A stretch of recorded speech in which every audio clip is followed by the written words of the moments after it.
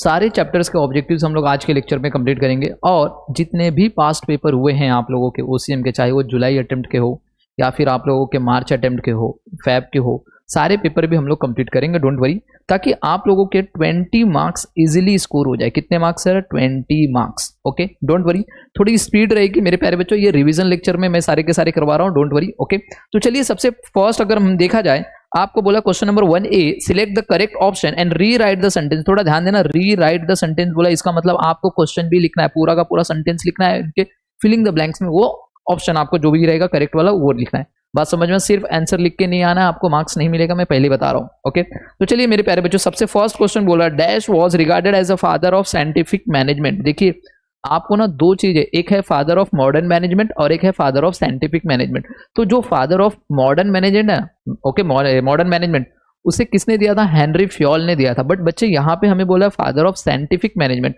तो scientific management के लिए भैया हेनरी फ्योल तो नहीं है, ओके, फिलिप कोटलर नहीं है मेरे प्यारे बच्चों। तो किसने दिया था सर? एफ.डब्ल्यू. टेलर ने। एफ.डब्ल्यू. टेलर थे जो उन्होंने रिगार्डेड किया था, मतलब कि फादर ऑफ साइंटिफिक मैनेजमेंट बोला जाता है। किसे बोला जाता है? एफ.डब्ल्यू. टेलर को। बहुत इंपॉर्टेंट है, ये एग्जाम में आ सकता है। नेक्स्ट क्वेश्चन बोल रहा है, principle of dash is based a place for everything and everything its place. बोलिए इसका क्या आंसर रहेगा? बोल रहा बताए वो कौन सा प्रिंसिपल है जिसके लिए बोल रहा है हर चीज के लिए एक प्लेस होनी चाहिए और हर चीज अपने प्लेस पे होनी चाहिए। तो बताइए कौन सा प्रिंसिपल बोलता है? क्या प्रिंसिपल ऑफ डिसिप्लिन? नो रे बच्चा। Principle of equity? नो बच्चा। Principal of order, order, order, याद रहेगा, प्रिंसिपल ऑफ ऑर्डर, मतलब कि हर चीज के लिए एक जगह होनी चाहिए और हर चीज अपनी ही जगह पे होनी चाहिए। तो ये कौन सा प्रिंसिपल बोलता है? Principle of order. Next question बोल रहा है, member of organisation should receive order from. बोल रहा है कि ऑर्गेनाइजेशन में जो मेंबर है उन लोग को जो ऑर्डर मिलना चाहिए वो कितने लोगों से मिलना चाहिए? क्या बहुत सारे सुपीरियर से मिलना चाहिए? अगर सबसे मिलेगा ना मेरे प्यारे बच्चों, वो कंफ्यूज हो जाएगा किसका काम करे किसका नहीं करे, राइट? क्या ऑल सुपीरियर से? नहीं रे बच्चा, सारे के सारे सुपीरियर से मिलना नहीं, एक ही सुपीरियर, वन सुपीरियर इसका आंसर रहेगा। एक ही सुपीरियर से काम मिलेगा तो अच्छा रहेगा, वो कंफ्यूज नहीं होगा, एक ही जन का काम करके देगा, अच्छे से करके देगा। नेक्स्ट बोला, scalar chain means the hierarchy of dash from top level to the lower level for the purpose of the communication. देखिए टॉप लेवल से नीचे की तरफ आने के लिए बोल रहा है, तो मेरे प्यारे बच्चों इसको हम बोलते हैं क्या करेंगे भैया? ऑथोरिटी जाती है टॉप लेवल से नीचे की तरफ, समझ में आया?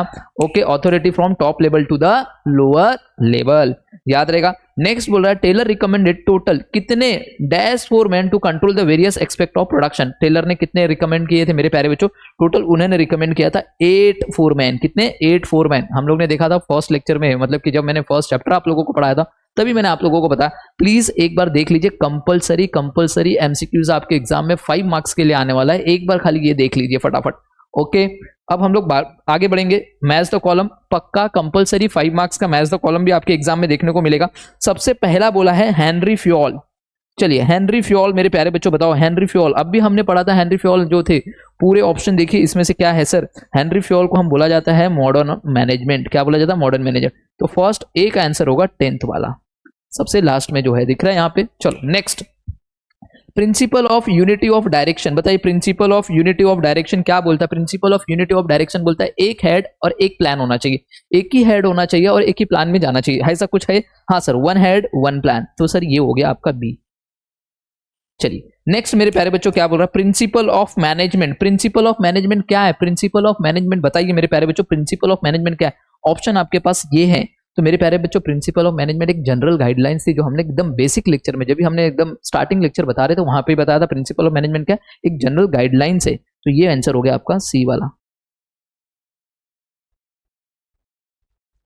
समझ में आया क्या?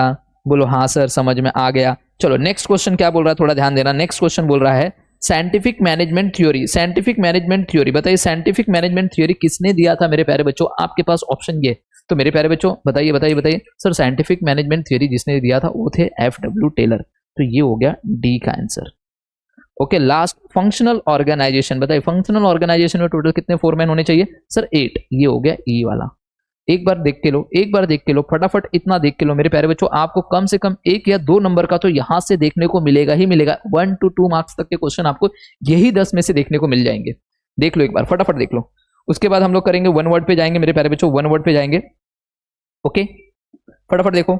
चलो चलो अब मेरे प्यारे बच्चों देखिए, अब हम लोग करेंगे सी वाला क्वेश्चन, बहुत इंपॉर्टेंट है सी वाला भी। देखिए 1 वर्ड बोला है, फ्रेज बोला है, term for the following statement बोला है। चलिए सबसे पहला क्वेश्चन क्या बोला? The study of movement of an employee as well as machine while completing a particular task. पहले तो इसका मतलब समझते। बोल रहा है कि बताइए वो कौन सी स्टडी है जिसमें हम मूवमेंट करवाते एम्प्लॉय का एज वेल एज मशीन का। तो मेरे प्यारे बच्चों हमने पढ़ा था sir motion study. Motion study में हम क्या करते हैं, मूवमेंट करवाएंगे किसका, एम्प्लॉय का, यहाँ से वहाँ भेजते हैं, मशीन को यहाँ से वहाँ भेजते हैं। तो मेरे प्यारे बच्चों यहाँ पे मूवमेंट हो रहा है तो इसको बोलते हैं मोशन स्टडी। क्या बोलते हैं, मोशन स्टडी। तो फर्स्ट का आंसर होगा वो होगा मोशन स्टडी। क्या होगा, मोशन स्टडी। चलिए नेक्स्ट जो है क्वेश्चन नंबर 2 बोल रहा है the technique of observing and recording the time required by an employee to complete a given task. बोल रहा बताइए वो कौन सी टेक्निक है जिसके अंदर हम लोग तो दिख रहा ऑब्जर्विंग एंड रिकॉर्डिंग करते टाइम किसी पर्टिकुलर पर्सन को हम काम देते हैं तो उसको देखते कि भैया ये टाइम पे इतना काम होना चाहिए उसके, ओके उसके लिए हमने जो इस टेक्निक यूज किया उसको बोलते हैं टाइम स्टडी। क्या बोलते हैं, टाइम स्टडी। भैया एक टास्क हम आपको दे देंगे और बोलेंगे ये टास्क इतने ही टाइम में होना चाहिए, तो हम लोग ऑब्जर्व करेंगे कि आपने ये काम कितने टाइम में किया, तो इसके लिए जो स्टडी की जाती है उसको बोलते हैं टाइम स्टडी। क्या रहेगा answer, sir time study. Next बोल रहा है बताइए वो कौन सी स्टडी है, study consist of an organised systematic critical assessment of various activities, सारी की सारी एक्टिविटीज। तो मेरे प्यारे बच्चों इसको बोलते हैं वर्क स्टडी। दिखा यहाँ पे स्टडी का नाम दिया तो कौन से होगा, वर्क स्टडी, जिसके अंदर सारी वेरियस एक्टिविटीज पूरी की पूरी एक्टिविटीज आ जाती है। टाइम स्टडी भी आ जाता है, मोशन स्टडी भी आ जाता है, फटीग स्टडी भी आती है, सारी चीजें आ जाती है। तो ये आंसर होगा इसका मेरे प्यारे बच्चों आपका वर्क स्टडी। क्या ये बात सबको समझ में आ गया।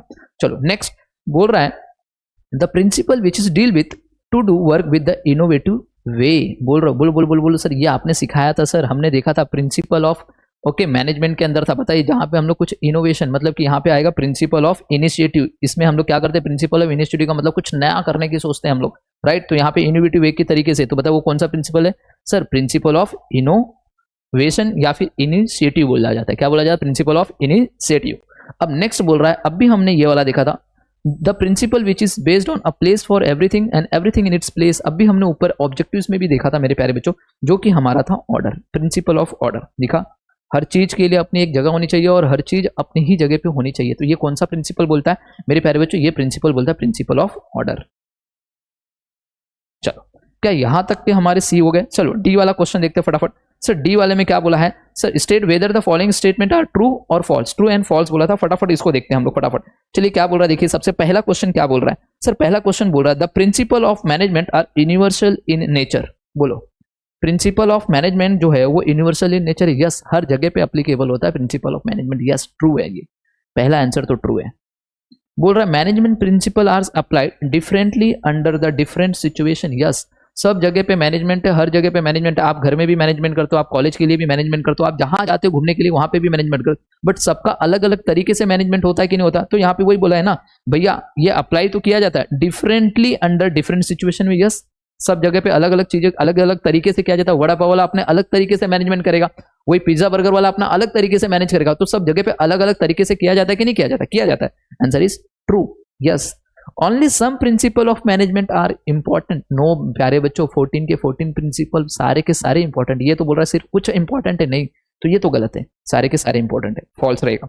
आगे बोला Henry Fayol has given different techniques of management. No बच्चा, हेनरी फ्योल ने तो कोई टेक्निक ऑफ मैनेजमेंट बताया ही नहीं था, वो तो एफडब्ल्यू टेलर ने बताया था, ये तो फॉल्स है। FW Taylor has propose the 14 principle of management. क्या 14 principle of management FW Taylor ने बनाया था? नो बच्चा, ये हेनरी फ्योल ने 14 प्रिंसिपल दिए थे, ये भी फॉल्स। समझ में आ गया। चलो लास्ट वाला क्वेश्चन क्या बोल रहा है, each member of organise should receive order only from one superior. अब भी ऊपर की तरफ हम लोग ने एक ऑब्जेक्टिव देखा था, जितने भी मेंबर मतलब कि हर एक मेंबर ऑर्गेनाइजेशन में ना उनको जो ऑर्डर रिसीव होना चाहिए सिर्फ और सिर्फ एक सुपीरियर से ही मिलना चाहिए। तो ये आंसर ट्रू है, ये ट्रू है, ट्रू है। समझ में आया। अगर 2 4 5 लोगों से उसे ऑर्डर मिलेगा, बेचारा कंफ्यूज हो जाएगा किसका काम करना है किसका काम नहीं करना है। समझ में आया। तो गाइस इसी के साथ हमने ट्रू फॉल्स भी कर लिया। अब नेक्स्ट अगर हम लोग देखें तो हमारे लिए है ऑड वन। क्या है मेरे प्यारे बच्चों, ऑड वन। बोल रहा है principle of authority and responsibility, motion study, principle of division of work and principle of discipline. बताइए इसके अंदर कौन सा हमारे लिए ऑड वन है। तो मेरे प्यारे बच्चों principle of authority and responsibility, देखिए आधे लोग को तो पहचान में आ गया, सबके सामने प्रिंसिपल है, तो भैया ये एक हो गए। जो एकदम अलग दिख रहा है वो है मोशन स्टडी, राइट। तो मोशन स्टडी इसका आंसर है। ओके मोशन स्टडी तो आंसर है, बट मोशन स्टडी क्या है सर, ये है टेक्निक्स ऑफ मैनेजमेंट। क्या है ये, टेक्निक्स ऑफ मैनेजमेंट है। बाकी के 3 क्या है, प्रिंसिपल ऑफ मैनेजमेंट के पॉइंट है। बात समझ में, मैं आपको रीजन भी देते जाऊंगा क्या क्या है। Okay don't worry. ओके ये क्या है, टेक्निक ऑफ साइंटिफिक मैनेजमेंट का पॉइंट है, और बाकी के 3 किसके, प्रिंसिपल ऑफ मैनेजमेंट के पॉइंट है। नेक्स्ट मेरे प्यारे बच्चों क्या बोल रहा है, fatigue study, principal of unity of command, work study and motion study. मेरे प्यारे बच्चों मुझे बताओ इसमें से सर देखिए बाकी के 3 में स्टडी लिखा हुआ है, इसमें स्टडी नहीं लिखा, तो ये आंसर रहेगा जो सबसे अलता बलता दिख रहा है। बट इसका भी रीजन बता देता हूं सर, ये किसका है सर, ये प्रिंसिपल ऑफ मैनेजमेंट के पॉइंट है ये वाला, और बाकी की 3 क्या है मैंने अभी बताया, टेक्निक ऑफ साइंटिफिक मैनेजमेंट के पॉइंट है। सो गाइस इसी के साथ ये वाला क्वेश्चन भी हमारा कंप्लीट हो गया। ओके, आंसर इन 1 सेंटेंस में अभी नहीं करवा रहा हूं मेरे प्यारे बच्चों, ये उतना आपके एग्जाम में आता नहीं, इसलिए मैं ये नहीं करवा रहा हूं। हाँ, अब बात करते हैं जी वाला। ओके, डोंट वरी, इसके नोट्स मैं आपको दे दूंगा, आप पढ़ लेना वहां से। ओके, ऑलरेडी मैंने जब लॉन्ग आंसर्स करवाए हैं इस चैप्टर के, तो उसके अंदर के पॉइंट है, यूनिट ऑफ कमांड क्या होता है ऑलरेडी आपको पता है। ओके, उसके बाद स्टैंडर्डाइजेशन टूल्स एंड इक्विपमेंट, ये भी पॉइंट है। ओके, डिफरेंशियल वेज रेट भी मैंने आप लोगों को सिखाया, तो ये पूरा का पूरा मैंने लॉन्ग आंसर्स में सिखा के रखा है, तो आप वहां से पढ़ना, यहाँ पे मैं टाइम वेस्ट नहीं करने वाला, थोड़ी स्पीड रहेगी यहाँ पे। ओके, चलिए, correct the underline word and rewrite the following sentence. थोड़ा ध्यान देना, रीराइट द सेंटेंस मतलब आपको पूरा सेंटेंस भी लिखना है। बोल रहा है security in job always affect adversely on the efficiency of the employees. बोलो, अगर बताओ ना मेरे प्यारे बच्चों, अगर जिसकी जॉब सिक्योर रहेगी वो एडवर्स इफेक्ट करेगा क्या उस एम्प्लॉय की एफिशिएंसी पे? नहीं रे बच्चा, उसको फिर टेंशन ही नहीं रहेगा। तो ये तो गलत है, यहाँ पे इनसिक्योरिटी रहती है ना, तो भैया एडवर्स इफेक्ट करेगा उसके एफिशिएंसी, क्योंकि उसको पता है भैया मेरी जॉब सिक्योर नहीं है, तो मैं क्या यहाँ पे एफिशिएंसी के साथ काम करूँ। समझ में आया? फिर वो एफिशिएंसी के साथ काम ही नहीं करेगा, उसको पता है कभी भी मेरे को निकाल सकते। तो यहाँ पे इनसिक्योरिटी आना चाहिए था। क्या आना चाहिए था? इनसिक्योरिटी। ये बात सबको समझ में आया? चलो, नेक्स्ट बोला split the crops means division is strength. Split the crop का मतलब होता है टीम वर्क, तो यहाँ पे बोला जाता है यूनिटी इज द स्ट्रेंथ। एकता में ही शक्ति है मेरे प्यारे बच्चों। यहाँ पे बोलता है डिवीजन में शक्ति है, नहीं बच्चा, यहाँ पे एकता आएगा, यूनिटी। ओके, क्या आएगा? यूनिटी आएगा। ये बात सबको समझा? Unity is strength. Okay, next बोल रहा है each member of organisation should receive order from only one subordinate. No बच्चा, सबॉर्डिनेट तो नहीं होगा, सबॉर्डिनेट का मतलब होता है एम्प्लॉय, एक ही एम्प्लॉय से उसे मिलेगा। अरे खुद एम्प्लॉय तो एम्प्लॉय से ऑर्डर रिसीव करेगा, नहीं बच्चा, सुपीरियर से करना है उसको, सुपीरियर। क्या रहेगा? सुपीरियर। तो इसका आंसर रहेगा सुपीरियर, ये याद रहेगा। नेक्स्ट बोल रहा है decentralisation mean concentration of power and authority at a specific position. No बच्चा, डिसेंट्रलाइजेशन में हम power and authority different different लोगों को बांट देते, सेंट्रलाइजेशन होगा। यहाँ पे करेक्ट आंसर होगा सेंट्रलाइजेशन का मतलब होता है कॉन्सेंट्रेशन, पावर एंड ऑथोरिटी सिर्फ एक पर्सन के पास होता है। यहाँ पे डिसेंट्रलाइजेशन लिखा है, डिसेंट्रलाइजेशन का मतलब होता है कि हमने power and authority different different लोगों को दिया है, तो ये तो गलत है। यहाँ पे क्या होना चाहिए था? सेंट्रलाइजेशन। तो इसका आंसर होगा सेंट्रलाइजेशन। लास्ट बोल रहा है management techniques are applied differently under the different condition. मुझे बताओ, मैनेजमेंट के टेक्निक्स जो है वो अप्लाई होते हैं different under different condition. No बच्चा, अब भी हमने पढ़ा था। ओके, हमने पढ़ा था मैनेजमेंट के प्रिंसिपल्स अप्लाई होते हैं, प्रिंसिपल्स आएंगे इसके अंदर, ना कि टेक्निक्स। ये याद रहेगा सर, प्रिंसिपल्स। क्या मेरे प्यारे बच्चों, हमने फर्स्ट चैप्टर के सारे ऑब्जेक्टिव्स कंप्लीट कर लिए? आंसर इज यस गाइस, हमने सारे के सारे ऑब्जेक्टिव्स कंप्लीट कर लिए। आप पिछले जितने भी पेपर हुए देख लेना, 2 से 3 नंबर का इसी में से आया हुआ है ऑब्जेक्टिव्स। डोंट वरी मेरे प्यारे बच्चों, मैं आपको टर्म्स एंड कंसेप्ट भी कराऊंगा, डोंट वरी, सारी चीज करेंगे, टर्म्स एंड कंसेप्ट भी करेंगे, केस स्टडी भी करेंगे। बट पहले मेरा अभी का मकसद है सिर्फ और सिर्फ ऑब्जेक्टिव करवा के 20 मार्क्स डन करना, देन उसके बाद टर्म्स एंड कंसेप्ट, उसके बाद केस स्टडी, उसके बाद डिस्टिंग्विश। आज का टारगेट वही रहेगा अपना, डोंट वरी, सारी चीज होगी, डोंट वरी। फटाफट करते हैं। अब सर हम भागते हैं चैप्टर नंबर 2 पे। चलो बच्चा, चैप्टर नंबर 2 का नाम है functions of management. Okay, management के क्या कार्य है। चलो आ गया चैप्टर नंबर 2 में। चलिए देखिए मेरे प्यारे बच्चों क्या बोल रहा है, the functions of management start with dash function. बताइए मैनेजमेंट के फंक्शन किससे स्टार्ट होते हैं? ये तो सबसे सिंपल क्वेश्चन है सर, प्लानिंग। इसमें तो कुछ बोलने की जरूरत ही नहीं है सर आपको। सर इसका आंसर होगा प्लानिंग। ये बात सबको समझ में दिख रहा है ना? ओके, चलो the function of management and with. बताइए किस पे एंड होता है सर? कंट्रोलिंग पे एंड होता है। Okay, dash set out standard for controlling. बताइए क्या हम सेट करते हैं कंट्रोलिंग के लिए? अरे मेरे प्यारे बच्चों, हम लोग को प्लानिंग पहले सेट करना पड़ता है स्टैंडर्ड फॉर कंट्रोलिंग के लिए, प्लानिंग। समझ में आया? नेक्स्ट बोल रहा है organisation function is important for execution of the plan which have been prepared by the management. बताइए कौन सा मैनेजमेंट जो है प्लान बनाता है मेरे प्यारे बच्चों? किसके द्वारा प्लान बनाया जाता है? मिडिल लेवल, लोअर लेवल या टॉप लेवल? जो सबसे ऊपर बैठे रहते हैं ना टॉप लेवल पे, वो प्लान बनाते हैं। ये याद रहेगा। तो मेरे प्यारे बच्चों टॉप लेवल आएगा। नेक्स्ट बोल रहा है dash is the function which support the two activate the plan with the help of employees. Important है, डाल के रखना है। ओके, आ सकता है। बोल रहा है dash is the function which support to activate the plan with the help of employ. बताइए वो कौन सा फंक्शन है जो सपोर्ट करता है activate the plan with the help of employ? उसे हम बोलते हैं डायरेक्टिंग। बहुत सारे बच्चे इसमें गलती करके आएंगे, स्टाफिंग लिख के आएंगे। इसका आंसर स्टाफिंग नहीं होगा, डायरेक्टिंग आएगा। जो क्या करता है मेरे प्यारे बच्चों, ये सपोर्ट करता है एक्टिवेट द प्लान को with the help of employ के द्वारा। समझ में आया? Dash is the function of execution according to the plan and organisation structure. इसी को बोलते हैं हम लोग, इसको भी हम लोग क्या बोलते हैं मेरे प्यारे बच्चों? डायरेक्टिंग ही बोलते हैं। डायरेक्टिंग वो फंक्शन है जहां पे एग्जीक्यूट किया जाता है प्लान को ऑर्गेनाइजेशन स्ट्रक्चर के साथ मिला के, ताकि हम अपने गोल को अचीव कर सकें। ओके, एक ही डायरेक्शन में हमें जाना होता है। Okay, dash is arranges the work in a such way minimum conflict are raise. बताइए ऐसा कौन सा फंक्शंस है जिसके अंदर ना मिनिमम कॉन्फ्लिक्ट का मतलब होता है झगड़े बिगड़े नहीं होने चाहिए, एकदम मिनिमम। तो भैया लोगों के बीच में तालमेल अच्छा बना रहेगा ना तो झगड़े नहीं होंगे। तो तालमेल वाला फंक्शन कौन सा था, मैंने बताया था सर कोऑर्डिनेशन फंक्शन। कोऑर्डिनेशन एक ऐसा फंक्शन है जिसमें लोगों के बीच में क्या किया जाता है, तालमेल बैठाया जाता है, तो कोऑर्डिनेटिंग फंक्शन आएगा इसका। ओके, नेक्स्ट है आपका आ गया match the pair. Match the pair में आ जाइए मेरे प्यारे बच्चों। मैच द पेयर देखिए सबसे पहला क्या लिखा है, प्लानिंग। अब आपके पास ऑप्शन है, बहुत लोगों को प्लानिंग का मीनिंग समझा होगा, प्लानिंग का मीनिंग सबको आता रहेगा, तो देख लीजिए इसमें से प्लानिंग का मीनिंग कौन सा है उसमें से। सर प्लानिंग का मतलब होता है deciding in advance what to do, how to do, when to do and whose to do it. तो मेरे प्यारे बच्चों फर्स्ट का आंसर जो होगा वो थर्ड वाला होगा, ये ए हो गया। ओके, थर्ड वाला आंसर आपका ए बनेगा। नेक्स्ट बात करते हैं ऑर्गेनाइजिंग। ऑर्गेनाइजिंग क्या होता है मेरे प्यारे बच्चों, बताइए ऑर्गेनाइजिंग क्या होता है। सर ऑर्गेनाइजिंग ये होता है जिसमें हम क्या करते हैं, डिसाइड द वे, हम लोग डिसाइड करते वे एंड मीन्स, ताकि हम अचीव कर सके जो हमने प्लान किया है। तो ये हमारा ऑर्गेनाइजिंग के अंदर आता है, ये होगा हमारा बी पार्ट, ये याद रखना, समझ में आया। Decide the ways and means to achieve the what has been plan. Okay, third है स्टाफिंग फंक्शन का क्या काम है, बताइए सर स्टाफिंग फंक्शन का काम क्या है। बोलो सर स्टाफिंग फंक्शन का काम होता है यहाँ पे हमें रिक्रूट करना होता है, सिलेक्ट करना होता है, प्लेस करना रहता है, रेम्यूनरेटिंग करना रहता है। तो ये हमारा हो गया सी वाला पार्ट। स्टाफिंग फंक्शन का काम यही है, ऑलरेडी हम लोग ने एकदम बेसिक लेक्चर में जब मैंने पढ़ाया तभी बताया था। नेक्स्ट है डायरेक्टिंग। डायरेक्टिंग में जो होता है बंदा वो क्या करता है, लोगों को इंस्ट्रक्ट करेगा, गाइड करेगा, कम्युनिकेट करेगा। तो ये वाला ऑप्शन फर्स्ट वाला दिख रहा है, ये आपके लिए फोर्थ बन जाएगा। कोऑर्डिनेटिंग में क्या होता है मेरे प्यारे बच्चों, मैंने अभी बताया तालमेल लोगों के बीच में बनाना है। ओके, सिंक्रोनाइजेशन लाना, इंटीग्रेशन लाना, लोगों को मिलजुल के काम करना है। इंटीग्रेशन का मतलब होता है मिलजुल के काम करना। देखो ये वाला सेकंड वाला पॉइंट दिख रहा है, तो सर ये वाला पॉइंट ई बन जाएगा। क्या आपको ये भी समझ में आया मेरे प्यारे बच्चों, बोलो हाँ सर ये भी समझ में आ गया। ओके, अब बात करते हैं वन वर्ड। चलिए वन वर्ड में आ जाइए। ओके, सबसे पहला क्या बोला, the right person at the job with the right पे। बताइए ये कौन सा फंक्शन हमें बोलता है, राइट पर्सन को राइट जॉब और राइट पे करना। तो ये हमें बताता है स्टाफिंग फंक्शन। कौन सा फंक्शन सर, स्टाफिंग फंक्शन। इसका आंसर होगा स्टाफिंग फंक्शन। क्या होगा, स्टाफिंग फंक्शन। आगे नेक्स्ट क्या बोल रहा, a person who shows the correct path as well as guides employ in the solving the problem. बताइए वो पर्सन कौन है जो करेक्ट पाथ दिखाता है, गाइड करता है। जो गाइड करता है उसे हम डायरेक्टर बोलते हैं मेरे प्यारे बच्चों। ताकि आपका प्रॉब्लम सॉल्व करने का बंदा है जो करता है उसे हम क्या बोलते हैं, director. First function of management sir planning, already हमने ऊपर देख लिया था। Last function of management sir controlling, right. It is an intellectual process of logical thinking and rational decision making. तो मेरे प्यारे बच्चों बताइए क्या होता है, किसका पार्ट है सर। सर ये प्लानिंग के डेफिनेशन में और मीनिंग में ही हमने पढ़ा था, राइट। तो ये तो प्लानिंग का ही पॉइंट है। ओके, ये क्या है, प्लानिंग क्या है, एक इंटेलेक्चुअल प्रोसेस है जहाँ पे हम लोग logical thinking and rational decision making करते हैं प्लानिंग लेवल पे। The term that is use to denote the structure, इसको हम बोलते हैं ऑर्गेनाइजेशन। ऑर्गेनाइजेशन ही तो बच्चा स्ट्रक्चर होता है, जो ढांचा जहां पे हम ये सब सारी चीजों को लेके आके करने वाले, बस उसको बोलते हैं organisation. It is the process of attracting, recruiting, selecting, placing, appraising, remunerating and people. बताओ इसको क्या बोलेंगे सर। सर वो प्रोसेस जो किया जाता है उस प्रोसेस का नाम बोला जाता है स्टाफिंग फंक्शन। स्टाफिंग फंक्शन में ये सारी चीजें करते हैं, यस।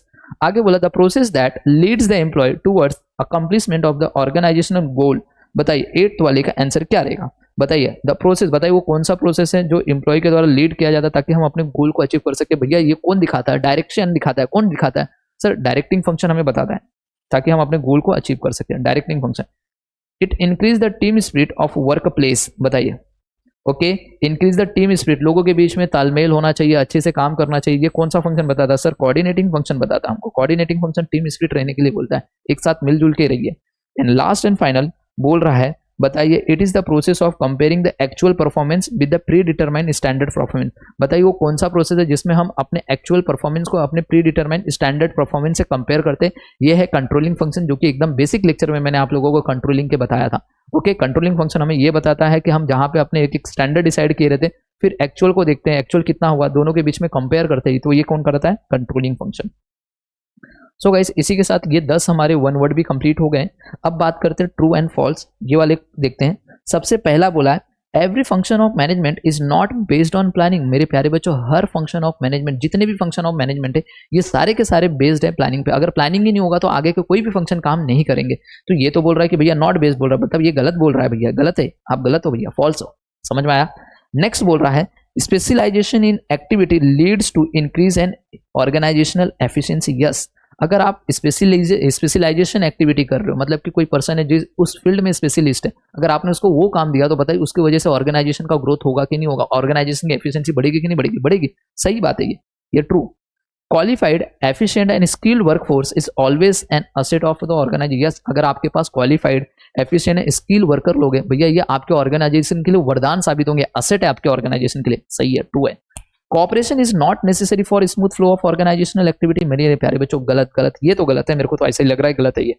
ओके, समझ में आ गया क्या? बोल रहा है कॉपरेशन इज नॉट नेसेसरी। भैया कॉपरेशन की बहुत जरूरी है, अगर आपके ऑर्गेनाइजेशन में स्मूथ रखना है आपके फंक्शन को, तो कॉपरेशन, लोगों के बीच में तालमेल अच्छे से बनाओ, लोगों के बीच में ओके टीम स्पिरिट के साथ काम करोगे तो आगे जाओगे ना। बोल रहा है कि यहाँ पे नॉट नेसेसरी, नहीं बच्चा ये गलत है, ये तो फॉल्स है। Coordination motivate the employ to take the initiative while completing their assigned task. Yes, coordination बहुत हेल्प करता है, मोटिवेट करता है एम्प्लॉय को। यस, ट्रू है, ताकि वो अपने गोल को अचीव कर सके। नेक्स्ट बोला standard are not set for every performance in controlling function. मेरे प्यारे बच्चों, अब भी इधर बताया स्टैंडर्ड सेट किया जाता है, इधर बोला नॉट सेट किया जाता है। मेरे गलत है ये भाई, गलत है, फॉल्स। नेक्स्ट देखो क्या बोल रहा है, फाइंड ऑड वन बोल रहा है। ओके, ऑड वन जो सबसे अलग है उसको हटा दो भाई। प्लानिंग, ऑर्गेनाइजिंग, स्टाफिंग, ये फंक्शन ऑफ मैनेजमेंट है, ये कोई फंक्शन ऑफ मैनेजमेंट नहीं है भैया। राइटिंग ये हमको एकदम अतरंगी दिख रहा है, इसको हटा दीजिए, ये रहेगा। Selecting, training, coordinating and placing, बताइए क्या रहेगा मेरे प्यारे बच्चों? इसके अंदर आएगा कोऑर्डिनेटिंग। क्या आएगा? कोऑर्डिनेटिंग। बच्चा कोऑर्डिनेटिंग जो है ये फंक्शंस ऑफ मैनेजमेंट के पार्ट है। ओके, मेरे टाइप फंक्शन ऑफ मैनेजमेंट का पार्ट है, और बाकी के तीनों जो है ना ये फंक्शन ऑफ मैनेजमेंट में जो स्टाफिंग फंक्शन है ना उसके अंदर के पार्ट है। समझ में आया? चलो नेक्स्ट है कंप्लीट द सेंटेंस। चलिए कंप्लीट करना है सेंटेंसेस को। सबसे पहला बोला है okay, the task of getting thing done by other is known as, इसी को तो मैनेजमेंट बोला जाता है बच्चे। कितने बार हमने 11th में भी पढ़ा है। ओके, मैनेजमेंट क्या है? Management is an art of getting thing done through other, तो ये मैनेजमेंट हो गया। The function of manager start with, the function of management start with planning. मेरे प्यारे बच्चों ये मैनेजमेंट रहेगा, मैनेजर नहीं रहेगा, स्टार्ट विथ प्लानिंग। समझ में आया? नेक्स्ट बोला the dash function of management initiate action. बताइए कौन सा फंक्शन? सर डायरेक्टिंग फंक्शन जो है वो इनिशिएट एक्शन लेता है। अभी ऑलरेडी हम लोग ने ऊपर एक पढ़ के आया था, recruitment are done under the staffing function. ये किसके अंदर होता है? स्टाफिंग फंक्शन के अंदर होता है।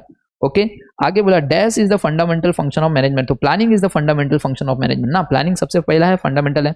नेक्स्ट बोला dash integrate the departmental activity for achieving the common goal for achieving the organisation. बताइए इंटीग्रेट वर्ड दिया, थोड़ा इंटीग्रेटेड का मतलब होता है लोगों को एकत्रित करना, एक मिलजुल के काम कराना। बताइए कौन सा फंक्शन बोलता है? सर ये बोलता है कोऑर्डिनेटिंग फंक्शन। दिखा, समझ के भी लोगे तो भी समझ में आ जाएगा, डोंट वरी।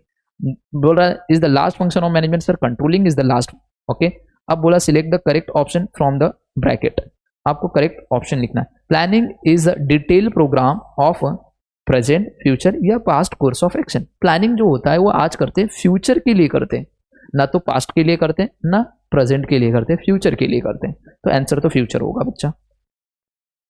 नेक्स्ट बोल रहा है directing is the responsibility of. बताइए डायरेक्टिंग जो है वो रिस्पॉन्सिबिलिटी है किसकी किसकी? मेरे प्यारे बच्चों मैनेजर की रिस्पॉन्सिबिलिटी एट ऑल लेवल, जितने भी लेवल है, top level, middle level, lower level, तो हर लेवल पे जो मैनेजर उसकी रिस्पॉन्सिबिलिटी रहेगी।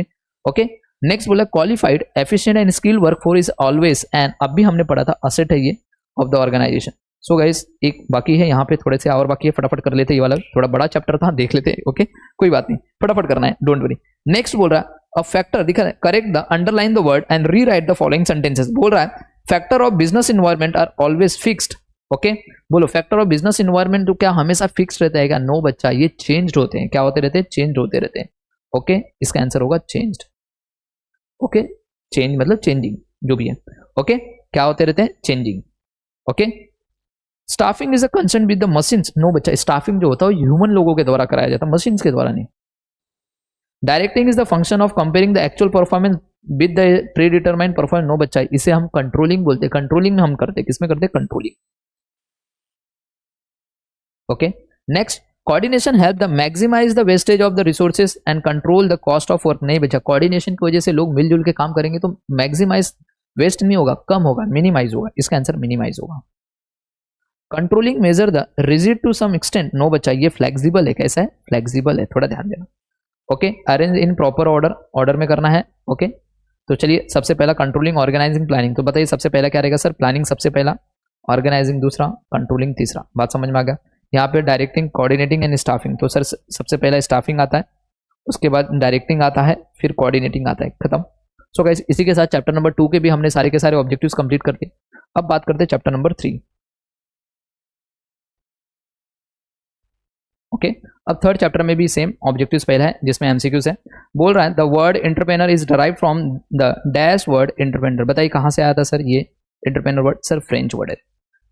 Entrepreneur means to undertake. क्या रहता है बच्चे? अंडरटेक। ये एग्जाम में आ चुका है, थोड़ा ध्यान देना।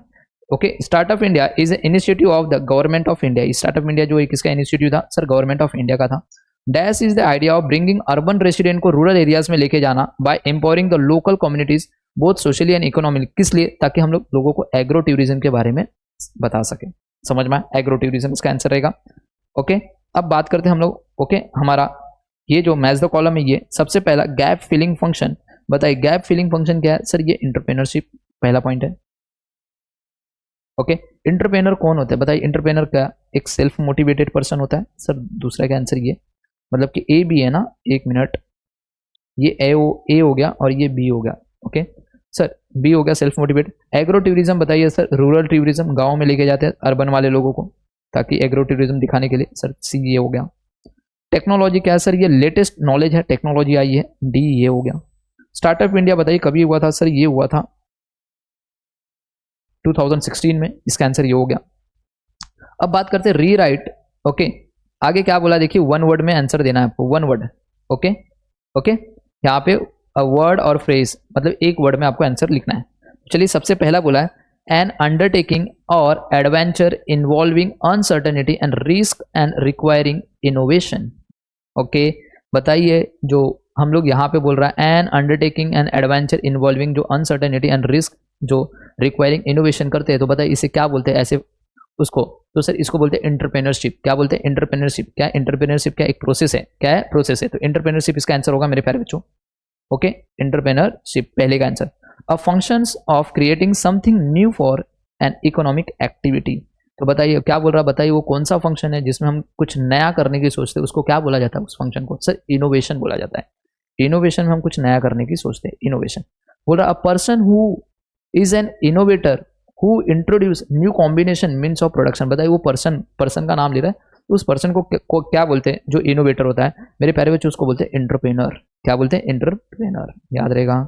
The process of enhancing entrepreneurial skills and knowledge through the structured training and the institution building program, इसको बोलते हैं एंटरप्रेन्योरशिप डेवलपमेंट प्रोग्राम, है ना? वही है, ऑलरेडी हम लोग ने पढ़ा हुआ था बेसिक लेक्चर में जब हमने पढ़ाया था तभी।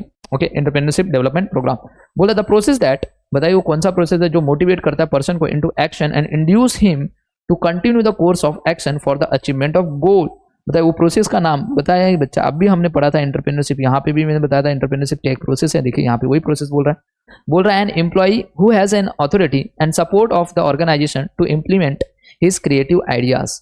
बोल रहा बताइए वो कौन सा एम्प्लॉय है जिसको हम अथॉरिटी दे देते हैं। जैसे कि मैं ओनर हूँ, मैंने एक एम्प्लॉय को, अपने एक एम्प्लॉय को अथॉरिटी दिया है, ओके, ताकि वो मेरे बिजनेस ऑर्गेनाइजेशन को अपने क्रिएटिव आइडियाज से क्या कर रहा है?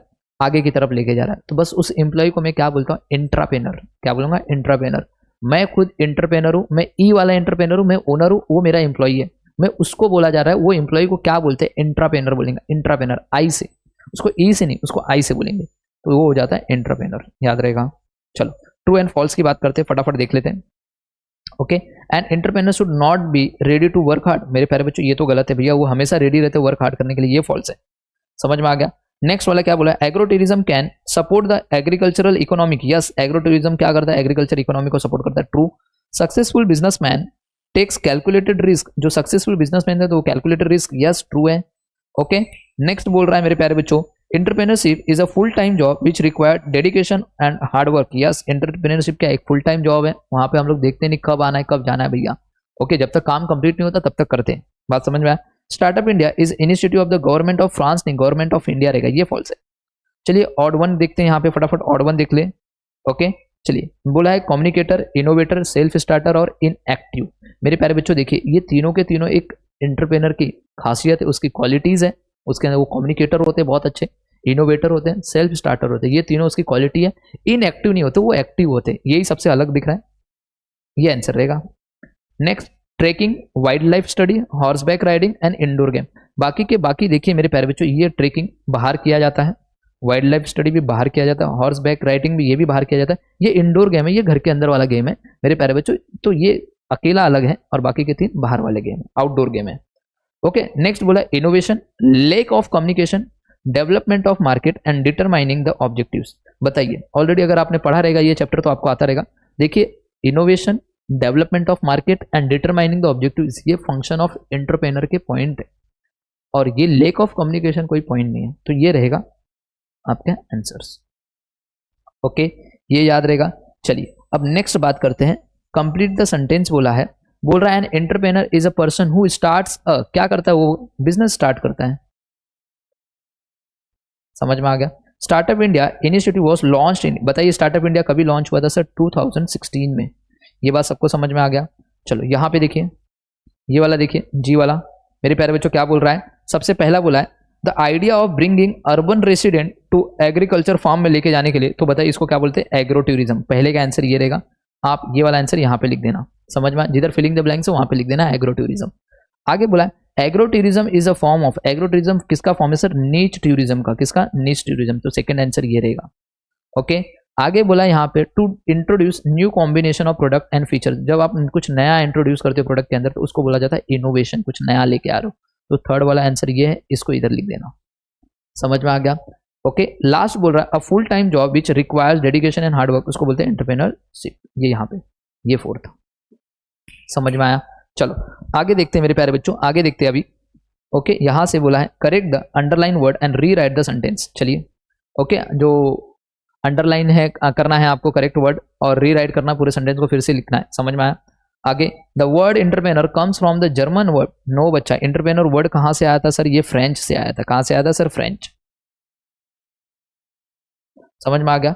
Entrepreneur try to make home a better place, no बच्चा, market a better place, market होगा, समझ में। The loan taken under stand up India scheme is repayable in 7 years होगा, ना कि 10 ईयर्स, ये 7 ईयर्स में आपको रीपे करना होता है। सो गाइस, इसी के साथ चैप्टर नंबर 3 के भी हमने पूरे के पूरे कर लिए यहाँ पे ऑब्जेक्टिव्स। अब भागते हैं चैप्टर नंबर 4 पे।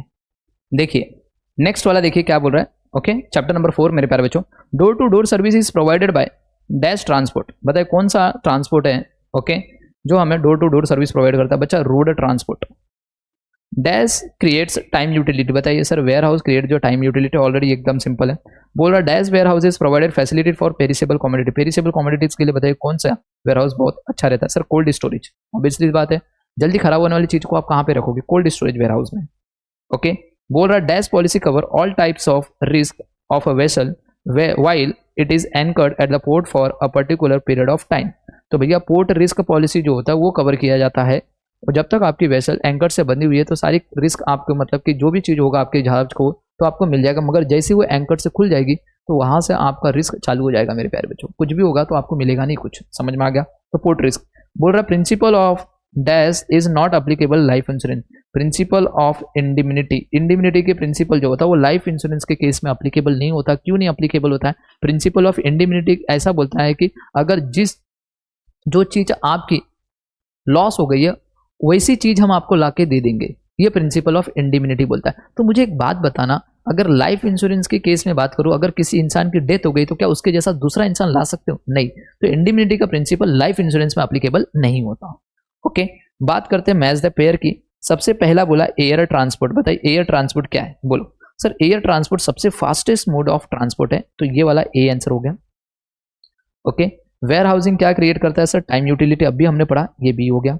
ओके, मनी रेमिटेंस क्या होता है मेरे प्यारे बच्चों? सर मनी रेमिटेंस जो है ये वेस्टर्न यूनियन मनी ट्रांसफर है, सी वाला। ओके ओके, पाइपलाइन ट्रांसपोर्ट क्या होता है मेरे प्यारे बच्चों? बताइए पाइपलाइन ट्रांसपोर्ट, सर इसके अंदर हम लोग पेट्रोलियम और गैस को लेके जाते हैं, सर डी ये हो गया। बिजनेस सर्विसेज क्या है सर? ये है इंटेंजिबल इन नेचर, ये ई हो गया, समझ में आ गया।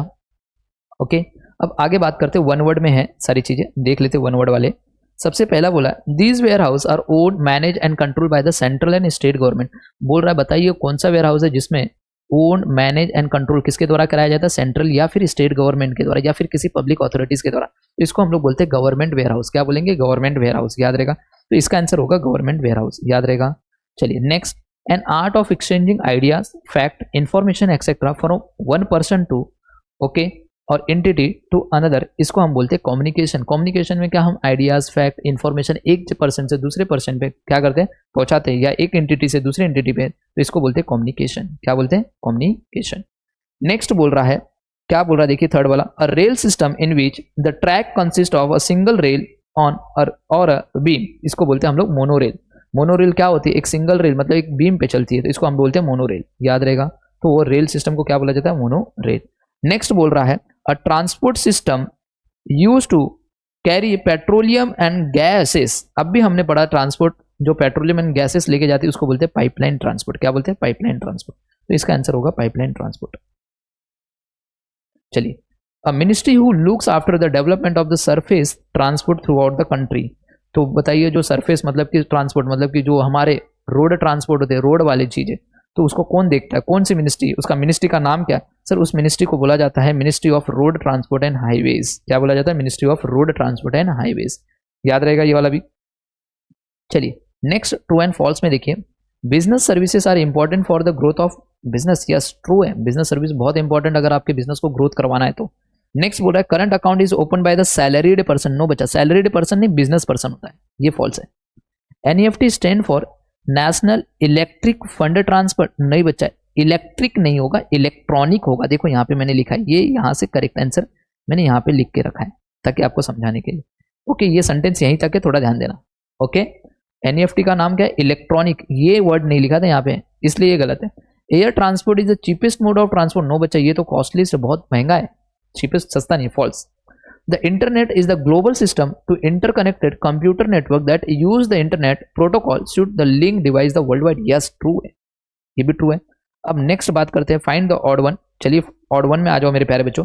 बोल रहा है primary credit cooperative society, state cooperative bank, district cooperative bank and exchange bank. देखिए सबके नाम के आगे कोऑपरेटिव कोऑपरेटिव कोऑपरेटिव, ये तीन जो है ये कोऑपरेटिव बैंक के पार्ट है और एक्सचेंज बैंक जो है वो टाइप्स ऑफ बैंक के पार्ट है। तो सबसे अलग कौन सा है सर, ये तीन एक हो गए, तो बचा कौन सा, एक्सचेंज बैंक, तो आपका आंसर होगा exchange bank. NABARD, RBI, SIDBI and Exim. मेरे प्यारे बच्चों अगर देखा जाए नबार्ड हो गया, सिडबी हो गया, एक्सिम हो गया, तो ये जो है ये तीनों स्पेशलाइज्ड बैंक के पार्ट है, किसके, स्पेशलाइज्ड, और आरबीआई खुद एक टाइप्स ऑफ बैंक का पार्ट है। तो आरबीआई अलग है, बाकी तीनों किसके पार्ट है सर, स्पेशलाइज्ड बैंक के, तो आरबीआई आएगा। Direct mail, logistic post, business post and parcel. तो देखिए मेरे प्यारे बच्चों भी दिख रहा है यहाँ पे टाइप्स ऑफ पोस्टल सर्विस में 4 टाइप है, मैंने यहाँ पे 2 लिखा ताकि इससे आपको कंपेयर करने के लिए, मेल सर्विसेज है, specialised postal services, business post, logistic post and bill mail या फिर डायरेक्ट मेल जो होता है, वो तीनों के तीनों ये जो 3 है वो किसके, स्पेशलाइज्ड पोस्टल सर्विस के पार्ट है। और जो बचा पार्सल है वो पार्सल किसका पार्ट है सर, मेल सर्विसेज का पार्ट है। क्या ये बात सबको समझ में आ गया, आंसर इज यस सर, तो इसका आंसर होगा पार्सल। अगर हम लोग आगे बात करें, देखिए यहाँ पे ये वाला लास्ट वाला बोल रहा है endowment policy, whole life policy, money back policy and blanket policy. देखिए अगर मैं बात करता हूँ ये जो ब्लैंकेट पॉलिसी है ना, अगर आपने पढ़ा रहेगा तो टाइप्स ऑफ मरीन इंश्योरेंस का पार्ट है, बाकी के तीनों किसके पार्ट है sir, types of life insurance के पार्ट है। समझ में आ गया। चलिए उसके बाद अब कुछ बचे हुए हैं ये सब देखते हैं।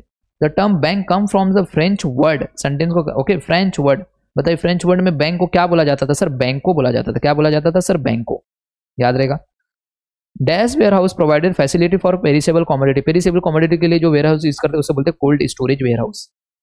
ओके आगे बोला है dash in dash policy several ships belonging to one owner are insured under the same policy. तो बताइए सर फ्लीट पॉलिसी में किया जाता है ये। ओके आपके पास अलग अलग बहुत सारी सेवरल शिप्स है बट आप एक ही ओनर हो। ओके तो यहाँ पे हम लोग कौन सी पॉलिसी ले लेते हैं सर, फ्लीट पॉलिसी ले लेते हैं। कौन सा, फ्लीट पॉलिसी। नेक्स्ट बोला dash banking refers to the use of banking service with the help of mobile phone, तो उसको बोलते हैं मोबाइल बैंकिंग। क्या बोलते हैं, मोबाइल बैंकिंग। ओके अब यहाँ पे देखिए, यहाँ पे जो है आपको बोला select the correct option and complete the following table. चलिए तो सबसे पहला क्या है, ओके देखिए बोल रहा fund transfer on real time, तुरंत का तुरंत आपका पैसा ट्रांसफर हो जाता है, उसको बोलते हैं आरटीजीएस। क्या बोलते हैं, आरटीजीएस। पहले का आंसर होगा आरटीजीएस। समझ में आया। ओके दूसरा क्या बोला, loans to meet long term capital requirement, इसको बोलते हैं लॉन्ग टर्म, है क्या, लॉन्ग टर्म लोन्स। क्या बोलते हैं, लॉन्ग टर्म लोन्स। तो सेकंड का आंसर जो होगा वो लॉन्ग टर्म लोन्स होगा। Okay account operated by salaried and business both. Okay तो इसे हम लोग क्या बोलेंगे मेरे प्यारे बच्चों, बताओ। ओके सर ये होता है रिकरिंग डिपॉजिट। रिकरिंग डिपॉजिट जो होता है वो अकाउंट ऑपरेटेड बाय, चाहे सैलरीड पर्सन हो चाहे बिजनेस, दोनों के दोनों अपना रिकरिंग डिपॉजिट अकाउंट ओपन करवा सकते हैं। सेंट्रल बैंक बताइए, सेंट्रल बैंक क्या सर, ये एपेक्स फाइनेंशियल इंस्टीट्यूशन बैंक है in the industry of the country. Okay, principle of financial institution for MSME, बताइए सर ये क्या रहेगा सर? सर ये रहेगा आपका सिडबी है ना, यहाँ पे सिडबी देख लो, सिडबी क्या है? प्रिंसिपल दिख रहा है यहाँ पे, principal financial institute for MSMEs। Okay, so guys इसी के साथ कंप्लीट हो रहा है। नो अभी भी और भी है, चलो फटाफट देख लेते हैं ये वाला भी। Correct the underline word and rewrite the following sentence. बोल रहा overdraft facility is available for saving bank account holder. No बच्चा, सेविंग बैंक अकाउंट होल्डर के लिए नहीं होता बच्चा, ये करंट अकाउंट होल्डर के लिए होता है। यहाँ पे आपको लिखना है करंट, अंडरलाइन करके लिख देना। Next, services are tangible. No बच्चा, ये इनटेंजिबल होता है। Okay, insurance help to maximize. No बच्चा, मिनिमाइज, ताकि आपके रिस्कों को कम करता है। The foreign bank. नो बच्चा, RBI, reserve bank of India. RTGS stand for reasonable. No बच्चा, रियल टाइम, अभी हमने देखा था रियल टाइम, ऊपर हमने बताया था। ओके, रियल टाइम रहेगा इसका आंसर, क्या रहेगा? Real time. समझ में आया? अब बचा क्या sir? Arrange in proper order. तो मुझे बताओ, claim, accident, taking the policy, compensation. सबसे पहले आप पॉलिसी लेते हो, आपका एक्सीडेंट होगा, आप क्लेम करोगे एंड देन उसके बाद आपको कंपनसेशन मिलेगा 4। समझ में आया? नेक्स्ट वाले में देखिए सर, यहाँ पे सेकंड, पहला था इनलैंड लेटर, उसके बाद आपको आया कुरियर एंड लास्ट में अब चलता है ईमेल। क्या ये बात सबको समझ में आया? सो गाइस इसी के साथ चैप्टर नंबर 4 तक के भी हमने कंप्लीट कर लिए।